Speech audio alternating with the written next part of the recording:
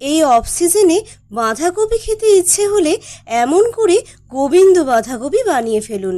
দেখবেন এর এতটাই স্বাদ হবে যে এক পদ দিয়ে সব ভাত খাওয়া হয়ে যাবে।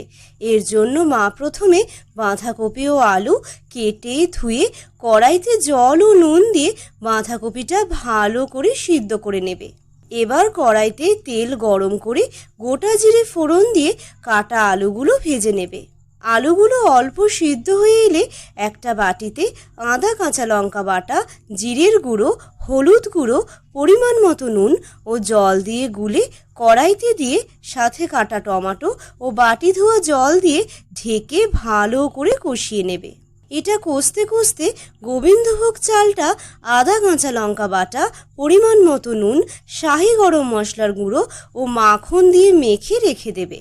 এবার মশলা থেকে তেল ছাড়লে সিদ্ধ বাঁধাকপি, মাখা গোবিন্দভোগ চাল দিয়ে সব মিশিয়ে ওপরে তেজপাতা বাটাটা দিয়ে ঢেকে ভাপিয়ে নিয়ে ভালো করে নাড়িয়ে চাড়িয়ে জল পুরোটা টেনে গেলে নামানোর আগে শাহি গরম মশলার গুঁড়ো মিশিয়ে দিলেই তৈরি এই সুস্বাদু গোবিন্দ বাঁধাকপি রেসিপি।